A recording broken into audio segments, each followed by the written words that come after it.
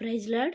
ఈరోజు దేవుని వాగ్దానము కీర్తన గ్రంథము 56 అధ్యాయము 8, 9, 10 వచనాలు చదువుకుందాం. చూడండి.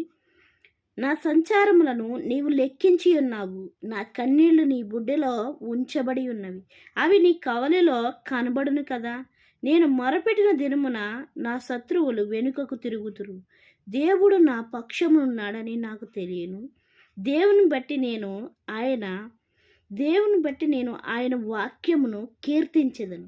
యెహోవాను బట్టి ఆయన వాక్యమును కీర్తించెదను. నేను దేవుని యందు నమ్మిక ఉంచి ఉన్నాను, నేను భయపడను. నరులు నన్నేమి చేయగలరు. ఇక్కడ వాక్యంతో మనతో ఏమని మాట్లాడుతున్నాడంటే, దేవుడంట నువ్వు కార్చిన ప్రతి కన్నీరు కూడా అది వేస్ట్గా పోవట్లేదంట. అది నేలమట్టం అయిపోతుంది. కానీ నీ కంట్లోంచి వచ్చిన ప్రతి కన్నీరు కూడా దాన్ని ఏం చేస్తున్నాడంటే దేవుడు ఒక బుడ్డెలో దాచి ఉంచుతున్నాడంట. నువ్వు ఏ విషయం కోసమైతే ప్రార్థిస్తున్నావో, నువ్వు ఏ విషయం కోసమైతే కన్నీరు కరుస్తున్నావో, నువ్వు ఏ విషయం కోసమైతే విలపిస్తున్నావో, నువ్వు ఏ విషయం కోసమైతే బాధపడుతున్నావో, ఆ బాధ అంతా కూడా నువ్వు కన్నీరు రూపంలో బయటికి తెచ్చినప్పుడు దానంతటినీ కూడా దేవుడు ఏం చేస్తున్నాడంట, ఒక కవిలో దాస్తున్నాడంట. ఏం చేస్తున్నాడంటే దేవుడు ఒక కవిలో దాచి ఉంచుతున్నాడంట. అయితే నీ కన్నీరికి, నీ కన్నీటి ప్రార్థనకి ఏదో ఒక రోజు జవాబు అనేది ఉన్నదని వాక్యముతో ఆయన హెచ్చరించేవాడిగా ఉన్నాడు. ఎందుకు జవాబు అనేది ఉన్నదని హెచ్చరిస్తున్నాడంటే, చూడండి, యెహోవాను బట్టి ఆయన వాక్యమును కీర్తించదను. నేను దేవుని యందు నమ్మిక ఉంచి ఉన్నాను కాబట్టి నేనేం చేయను అంటున్నాడు, భయపడడంటండి. ఎందుకు భయపడ్డంటే, నా భారము నేను దేవుని మీద వేశాను. నేను మనుషుల దగ్గర కాదు ఏడ్చేది, దేవుని దగ్గర ఏడుస్తున్నాను, దేవుని సన్నిధిలో ఏడుస్తున్నాను, దేవుడికి అప్పగించుకుంటున్నాను నా బాధనని నువ్వు ఎప్పుడైతే అనుకుంటున్నావో, ఎప్పుడైతే నమ్మకము కలిగి, ఎప్పుడైతే దృఢత్వము కలిగి ఉంటున్నావో, అప్పుడు నువ్వు ఏమి లేకుండా ఉంటావంట, భయము లేకుండా ఉంటావంట. కొన్ని సందర్భాల్లో మనము ఎక్కువగా ప్రేమించిన వాళ్ళు మనకు దూరమైనప్పుడు మనము ఏడ్చేవారిగా ఉంటాం కదండి. మనం ఎక్కువగా ప్రేమించిన వాళ్ళు మనకు దూరమైనప్పుడు ఏడ్చేవారిగా ఉంటాం. ఇంకా కొన్ని సందర్భాల్లో మనం అనుకున్న పని కాలేనప్పుడు ఏడ్చేవారిగా ఉంటాం.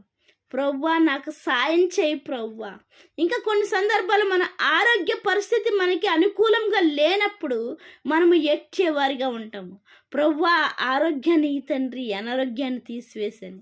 అయితే నువ్వు కార్చిన ప్రతి కన్నీరు కూడా ఆయన చూసేవాడిగా ఉన్నాడు. అయితే నువ్వు ఏ విషయం కోసం అయితే నువ్వు ఆయనకు మొరపెడుతున్నావో, నువ్వు ఏ విషయంలో అయితే ఏడుస్తున్నావో, నీ ఏడుపు అంతా కూడా ఆయన చూస్తున్నాడండి.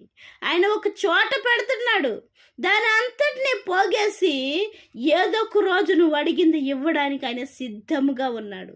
ఆయన ఇస్తాడని నువ్వు నమ్మకము కలిగి ఉండాలి. ఏం చేయాలంట, నమ్మకము కలిగి ఉండాలి.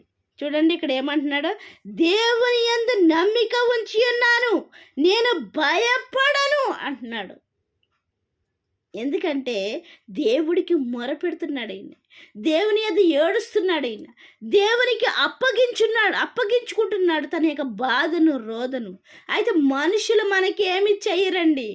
మనుషులలోకి దేవుని ఆత్మ వారిలోకి వచ్చినప్పుడు, దేవుడు వారిలో ప్రేరేపణ కలిగించినప్పుడు, వాళ్ళు దేవుని మాట చెప్పున, దేవుని ప్రణాళిక చెప్పున మన దగ్గరకు వచ్చి ఆ సాయం చేసేవారిగా ఉంటారు. చూడండి, నరులు నన్నేమి చేయగలరు, నరులు నన్నేమి చేయలేరు, నాకేమి చేయలేరు, కానీ నువ్వు చేయగలవు ప్రభువా అంటున్నాడు ఈ దావీదు మహారాజు గారు. ఎంత స్పష్టముగా మనతో మాట్లాడుతున్నాడండి ఆయన. ఎందుకంటే ఆయన కార్చిన కన్నీరంట దేవుడు ఏం చేస్తున్నాడంట, లెక్కించేవాడిగా ఉన్నాడంట, ఒక బుడ్డిలో దాచేవాడిగా ఉన్నాడంట. అప్పుడు అంటున్నాడు, ప్రవ్వా నీ కవులలో కనబడుతుంది కదా ప్రవ్వా. కవి అన్నక్కడ ఒక అక్షరం ఉందండి, ఒక అంకి. ఆ అంకి కింద ఏమని ఉంటుందంటే పుస్తకము అని ఉంటుంది, వేరే చోట ఒక బుడ్డే అని ఉంటుంది. దాన్నంతటిని ఒక దాంట్లో దాచి ఆయన ఏం చేస్తున్నాడు, నీవు కార్చిన కన్నీరు ఏమీ కావట్లేదు. నేలమట్టం అయిపోతుందని అనుకుంటున్నావు కానీ ప్రతి కన్నీటి బొట్టికి ఆయన నీకు జవాబు ఇవ్వడానికి ఆయన సిద్ధంగా ఉన్నాడు.